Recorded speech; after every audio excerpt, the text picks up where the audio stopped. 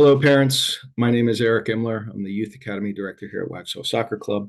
As we're rolling into the last number of weeks of the spring season, I just wanted to jump on this video and just download a number of things that are taking place in rapid fire succession.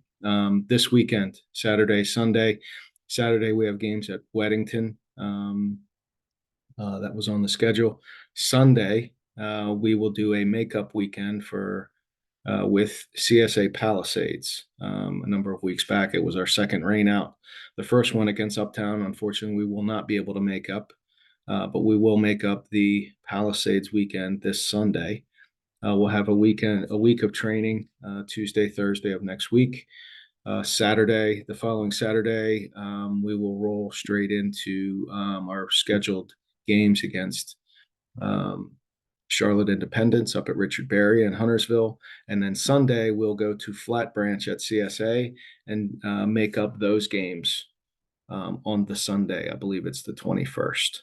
We'll finish off the regular season with normal training Tuesday, Thursday.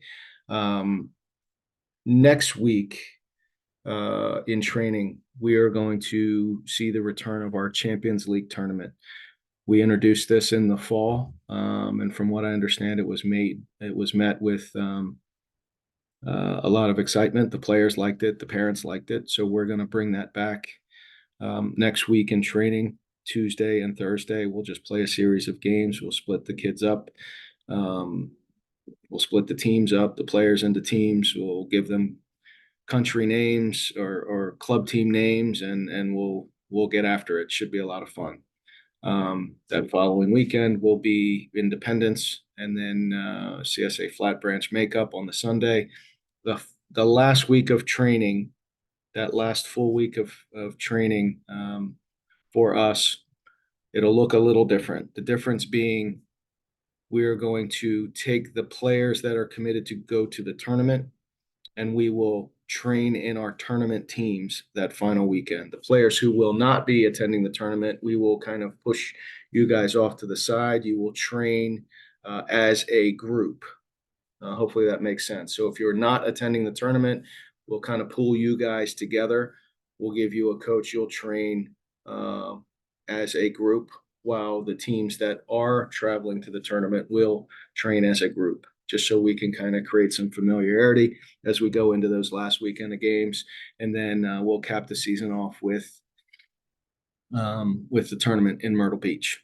As we talk about Myrtle Beach, I just want to recognize and applaud all of you families on the fundraising efforts. I thought it was amazing what you guys were able to come together and accomplish and provide for these kids to go to. Hopefully, we will agree at the end of this event is a worthwhile event and one which we may elect to return to.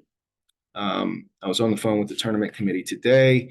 Brackets will be announced fairly shortly. Once I get those, I will make you all aware. But we're building up to hopefully a big event, and it's something different, and hopefully they enjoy it. And we all decide as a group it's something worth going back to next year. We'll see.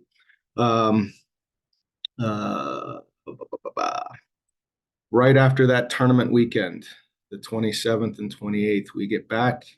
We're going to roll straight into tryouts and evaluations. So that following Monday, Tuesday, let me look at a calendar. That is the 29th and 30th of April. We will have our tryouts or evaluations here at the club. 5:30 to 7:30 will be our U7s and U8s. 7 to 8:15 will be our U9s and U10s, both boys and girls. Everything will take place on field 7. We'll give you more information or reminders as that gets a little bit closer. So everything's going to happen pretty rapid fire. We got a lot of soccer taking place over the next 2.5 to 3 weeks. I just want you to be prepared. Next year's setup of the Youth Academy will probably look a little different than it does this year, in that the biggest challenge I had this year with scheduling was the amount of players, the amount of teams, all the different levels. So when it came to playing an opponent, it was always a challenge to find games that made sense and that were good and even. Um, and a lot of those frustrations and challenges came from the sheer size of our youth academy when compared to our opponents. So it will look a little different next year. Um, I want to share with you just a screen here. If I can find what I'm looking for. Okay, so I had this on a prettier slide, but you'll get the point. Um, so this year, for example, in our U8s, U9s, and U10s on the boys' side, because our girls' program wasn't as big, on the boys' side, we had 40 kids in an age group. All right, so our U8s had 40 kids, essentially, almost 35, 36, 37 players. Same thing with the nines, similar on the tens. Next year, what we're going to do is we're going to kind of draw that line at about 30 players.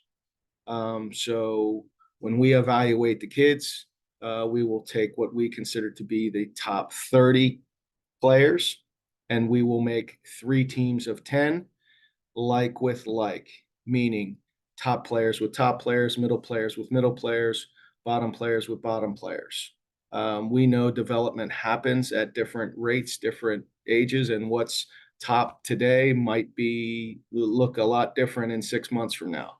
Um, but we are going to kind of categorize the players and put like with like, um, um, which means we don't want to see the whatever that maybe you were a team 4 player this year or that 30 to 40 player this year. You could be, like I said, it could change in 6 months time. um, 2 options there. We're going to draw the line at 30 players. Um, but what we'd like to do is offer something between recreational soccer and the youth academy.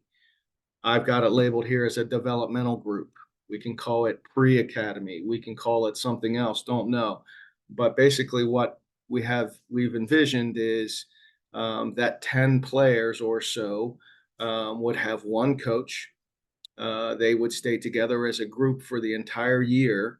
There would be no moving into the youth academy at any point during the year. The movement would happen in the youth academy. Say you were on team 3 in the youth academy, you could move up to team 2. You could move it down from team 1 to team 2, whatever that may be. The developmental group will stay as a unit, and it's a developmental group getting you ready for the next level.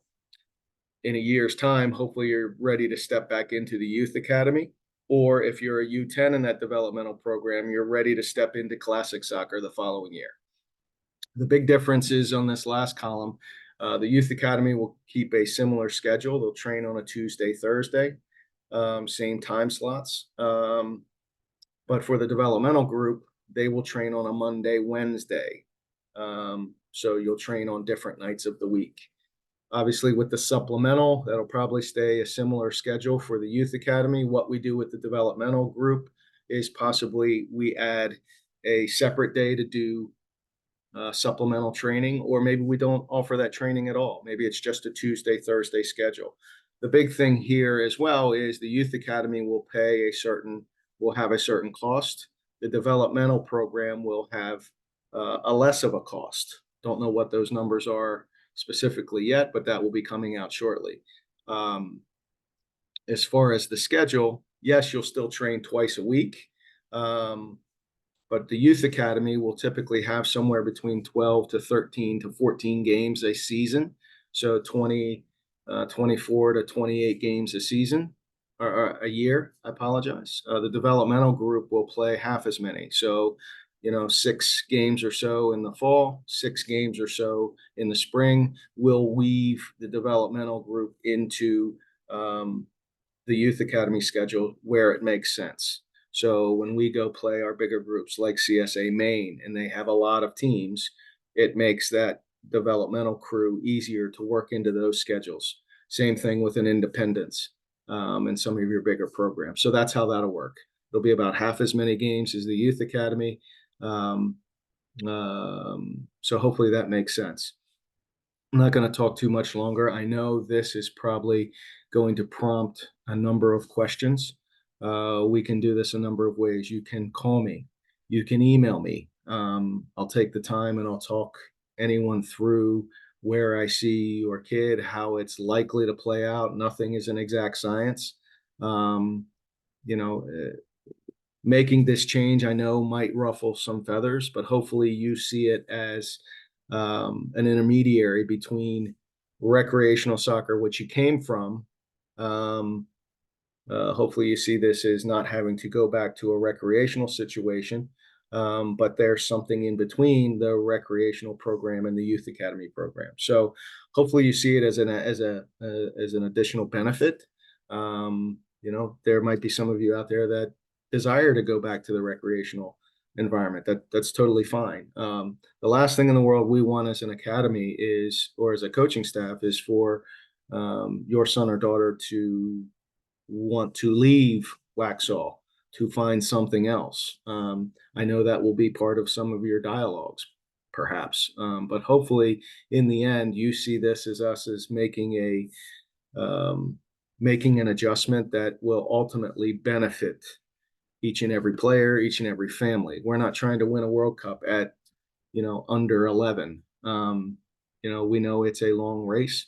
Hopefully, you envision it the same way as we do, and you'll stay with us and stay within our new programming here at Waxhaw. Once again, you want to call me, please feel free. You have my email address. Reach out or grab me at the fields. I will make the time. I'd love to chat with you.